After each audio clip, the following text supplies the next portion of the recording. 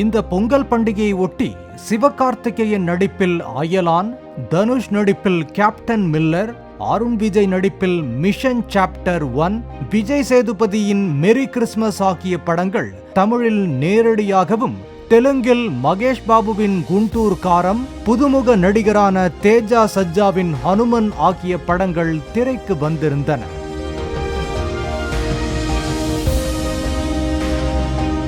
தெலுங்கு திரை உலகின் பிரின்ஸ் என்று ரசிகர்களால் கொண்டாடப்படும் மகேஷ் பாபுவின் குண்டூர் காரம் 7 நாட்களில் உலக அளவில் 158 கோடி ரூபாயை கடந்ததாக தயாரிப்பு நிறுவனம் அறிவித்தாலும் படம் மிகப்பெரிய வெற்றி அல்ல என்று கூறப்படுகிறது.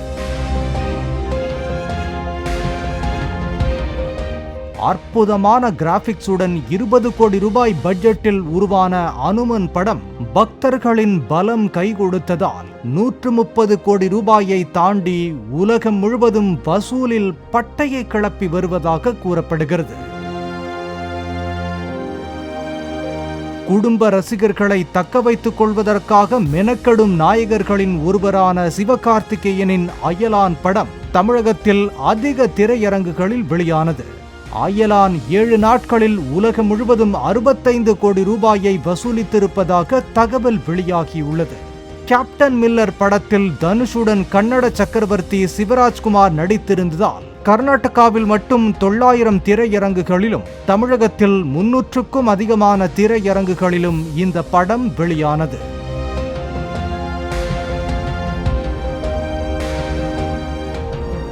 முதல் நாள் டாப்பில் இருந்த கேப்டன் மில்லர் நெகட்டிவ் விமர்சனங்களால் வசூல் குறைந்து கடந்த 7 நாட்களில் 63 கோடிகளை வசூலித்து 4வது இடத்தில் உள்ளதாக தகவல் வெளியாகியுள்ளது.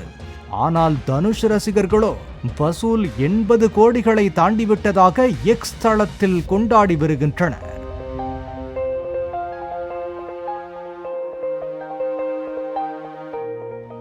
யாருமே எதிர்பார்க்காத அருண் விஜயின் மிஷன் சாப்டர் 1 என்ற படம் ரசிகர்களின் வரவேற்பை பெற்று 18 கோடி ரூபாய் வசூலை எட்டிப் பிடித்துள்ளது. விஜய் சேதுபதியுடன் கத்ரினா கைஃப் இணைந்து நடித்து தமிழ் மற்றும் ஹிந்தியில் வெளியான மெரி கிறிஸ்மஸ் படம் 14 கோடி ரூபாயுடன் கடைசி இடத்தில் உள்ளது. தமிழ், தெலுங்கு உள்ளிட்ட பல்வேறு மொழிகளில் ஹனுமன் படத்திற்கு கிடைத்த வரவேற்பு அயலான் மற்றும் கேப்டன் மில்லரின் வசூலை 100 கோடிக்கு எட்ட விடாமல் தடுத்துள்ளதாகவும், வரும் நாட்களில் ரசிகர்களின் வருகையை பொறுத்து வசூல் நிலவரம் மாறுபடும் என்று திரையரங்கு உரிமையாளர்கள் தெரிவித்தனர். பாலிமர் செய்திகளுக்காக செய்தியாளர் வேல்ராஜ்.